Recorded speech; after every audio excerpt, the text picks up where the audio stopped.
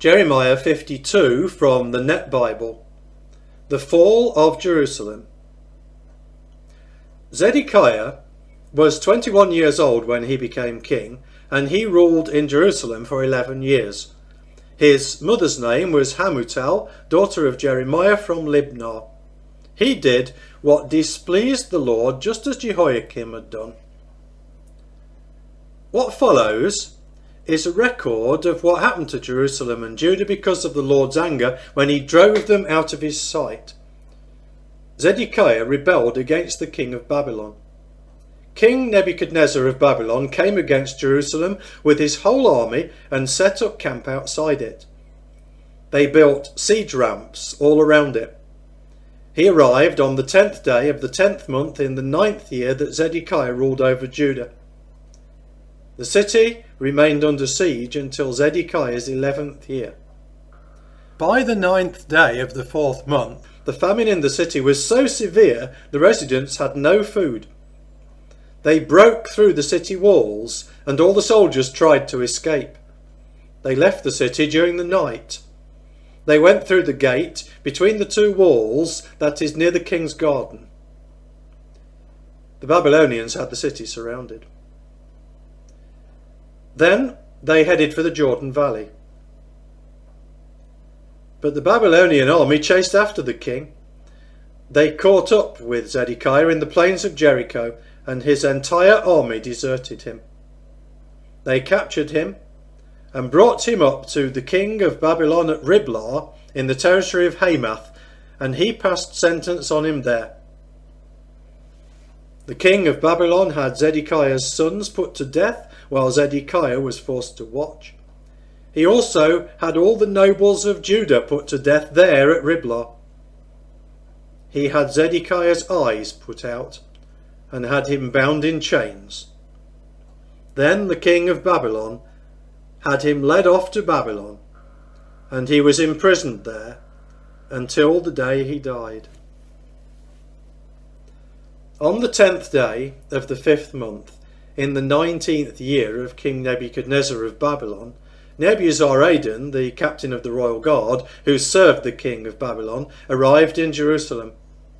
He burned down the Lord's temple, the royal palace, and all the houses in Jerusalem, including every large house. The whole Babylonian army that came with the captain of the royal guard tore down the walls that surrounded Jerusalem. Nebuzaradan, the captain of the royal guard, took into exile some of the poor. The rest of the people who remained in the city, those who had deserted to him, and the rest of the craftsmen. But he left behind some of the poor and gave them fields and vineyards. The Babylonians broke the 2 bronze pillars in the temple of the Lord, as well as the movable stands and the large bronze basin called the sea. They took all the bronze to Babylon. They also took the pots, shovels, trimming shears, basins, pans, and all the bronze utensils used by the priests. The captain of the royal guard took the gold and silver bowls, censers, basins, pots, lampstands, pans, and vessels. The bronze of the items that King Solomon made for the Lord's temple, including the 2 pillars, the large bronze basin called the sea, the 12 bronze bowls under the sea, and the movable stands, was too heavy to be weighed. Each of the pillars was about 27 feet high, about 18 feet in circumference, 3 inches thick and hollow. The bronze top of one pillar was about 7.5 feet high and had bronze latticework and pomegranate-shaped ornaments all around it. The second pillar, with its pomegranate-shaped ornaments, was like it. There were 96 pomegranate-shaped ornaments on the sides. In all, there were 100 pomegranate-shaped ornaments over the latticework that went around it.